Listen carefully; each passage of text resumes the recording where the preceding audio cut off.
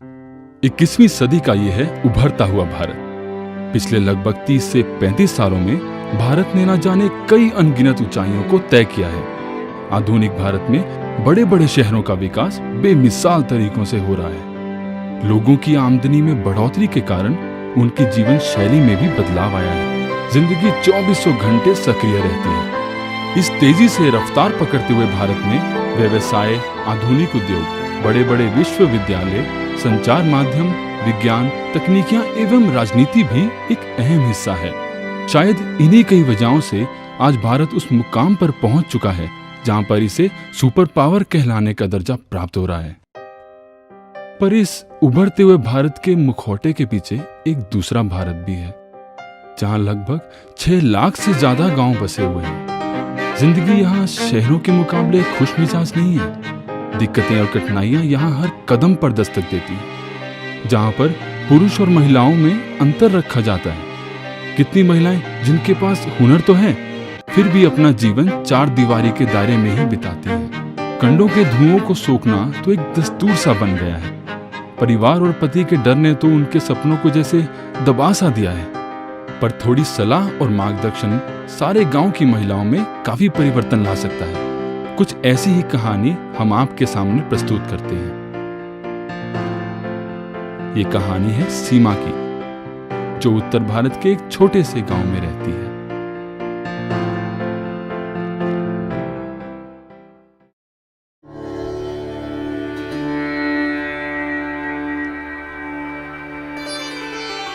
ये सीमा है, बेहद मेहनती और तेज दिमाग। घर के सारे काम खुद ही करती है।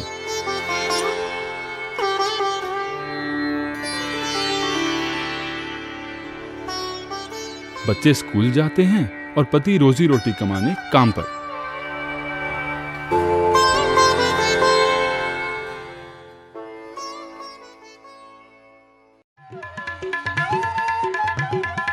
सारा काम चुटकियों में हो जाता है।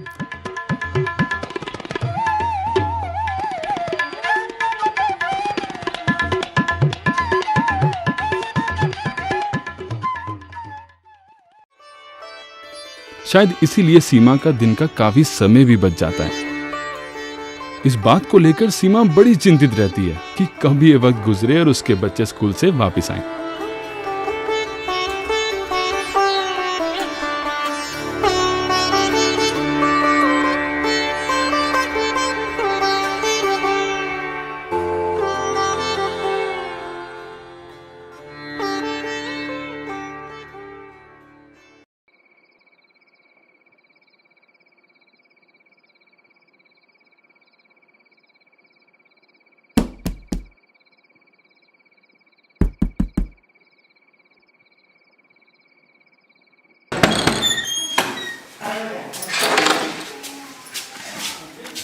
ना जाने तुम्हारी पीने की आदत कब छूटेगी।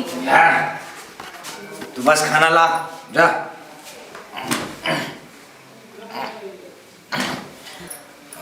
ये है राम प्यारे। अपनी आधी से ज्यादा कमाई तो दारू के नशे में ही उड़ा देता है। ठेके में गाली गलौज तो घर में दुर्व्यवहार करना तो इसकी आदत ही बन गई है। पूरी गृहस्थी संभालने के लिए सीमा को रोजाना 100 रुपए ही बड़ी मुश्किल से देता है, और बेचारी सीमा को ये सब चुप्पी सादे ही सहना पड़ता है। बस ऐसे ही गुजरती है सीमा की दिनचर्या। शादी से पहले कितने ख्वाब थे जो अधूरे रह गए। कुछ ख्वाब जो दिल से लगे हैं, उन्हें कोई कैसे अपने जहां से अलग कर सकता है।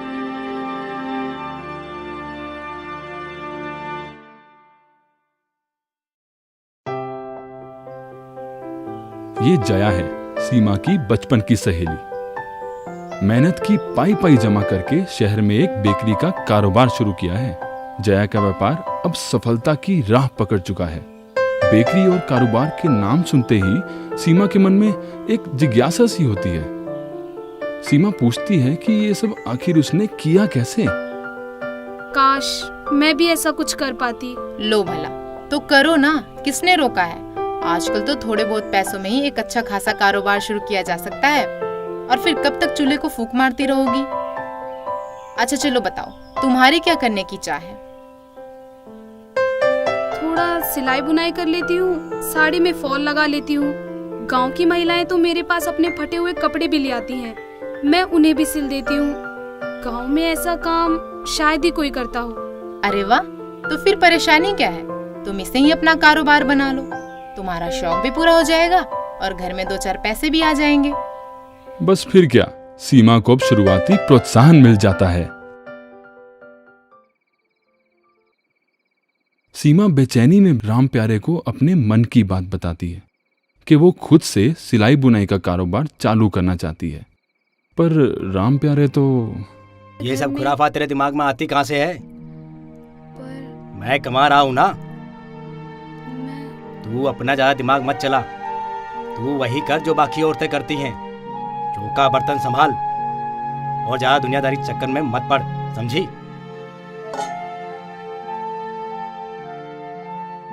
सीमा निराश हो जाती है पर हिम्मत नहीं हारती।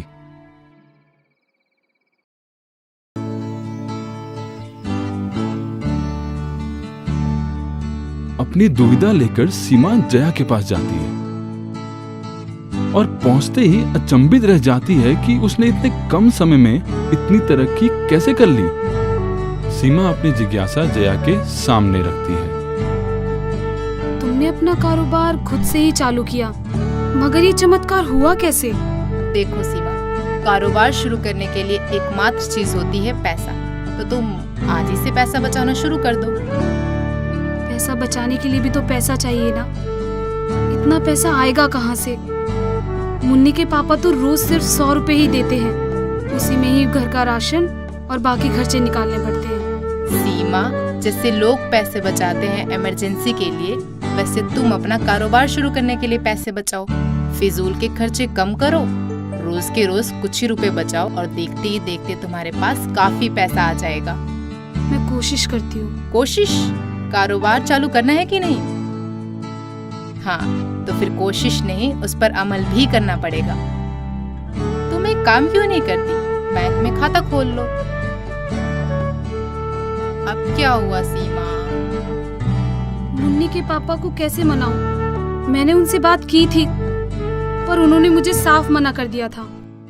मुझे भी शुरू में यही परेशानी हुई थी, लेकिन तुम्हें उन्हें समझाना होगा कि तुम ये सब उनके और अपने बच्चों के लिए ही कर रही हो, और फिर घर में 2-4 पैसे आ भी जाएं तो क्या हर्ज है। पर वो बहुत गुस्सा करते हैं। अरे वो मान जाएंगे। जया के समझाने के बाद सीमा तय करती है कि वो एक बैंक में खाता खोलेगी। अब सीमा अपने कारोबार के लिए बड़े उत्साह के साथ पैसे इकट्ठा करती है। सिलाई बुनाई के काम से जो कुछ भी बचता है उसे वो जमा करके बैंक में अपना खाता खोलने जाती है।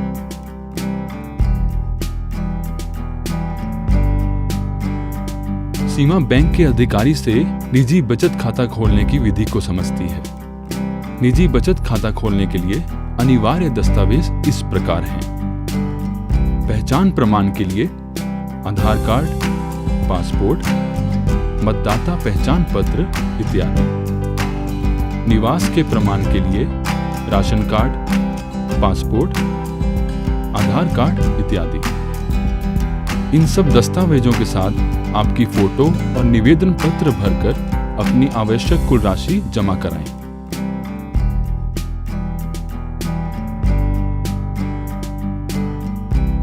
आधार कार्ड बनाने की प्रक्रिया।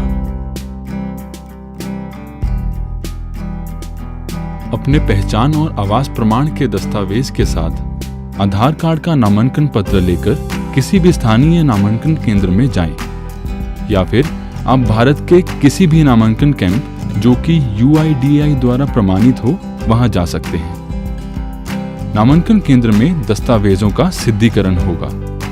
वहां पर एनरोलमेंट अफसर आपके सारे विवरण लिख लेगा और आपसे उसकी पुष्टि करने को कहेगा। उसके बाद अफसर आपका उंगली चिन्ह और आंखों की स्कैनिंग करेगा। उसके बाद आपकी फोटो खींची जाएगी। आपको एक स्वीकृति की पर्ची दी जाएगी जिसमें आपकी नामांकन संख्या और बाकी दूसरी आवश्यक जानकारी होगी। आपको एकमात्र आधार संख्या मिलेगी जो आपको आपके घर तक पहुंचा दी जाएगी। मतदाता पहचान पत्र बनाने की प्रक्रिया। निवास के प्रमाण के लिए ration card, driving licence, landline telephone का बिल, गैस सिलेंडर का बिल, पासपोर्ट, बैंक या डाकघर का पासबुक। आयु प्रमाण के लिए जन्म प्रमाण पत्र, माता पिता द्वारा घोषणा पत्र।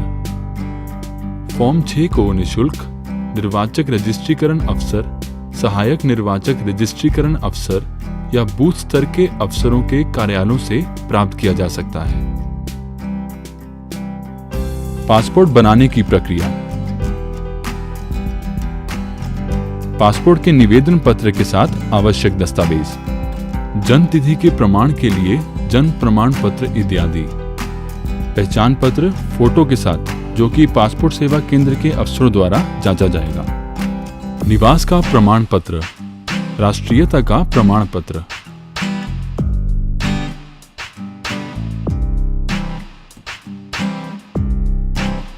LIC योजना, जनश्री बीमा योजना।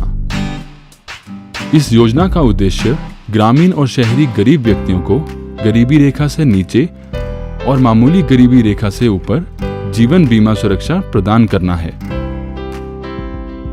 शिक्षा सहयोग योजना, ये एक छात्रवृत्ति योजना है जो कि जनश्री बीमा योजना के सदस्यों के बच्चों के लाभ के लिए शुरू की गई है। योग्यता, 9वीं और 12वीं के छात्र जिनके माता पिता जनश्री बीमा योजना के तहत सुरक्षित हैं। छात्रवृत्ति के लिए 300 रुपये प्रति तिमाही दिया जाएगा, जो कि अधिकतम 4 वर्ष की अवधि के लिए भुगतान किया जाएगा, पर यह लाभ एक परिवार के 2 बच्चों के लिए ही सीमित है।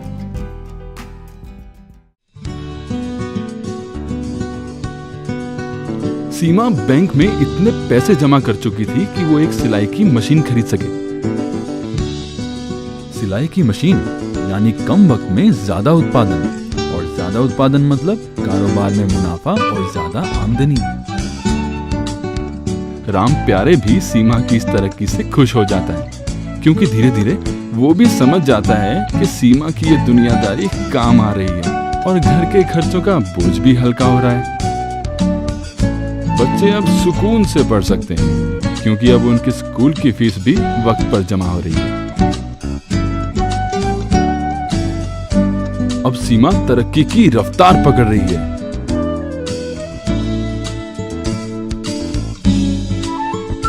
खुद का हुनर साबित करके अब वो दूसरों को भी रोजगार दे रही है और साथ में उनका मार्गदर्शन भी कर रही है।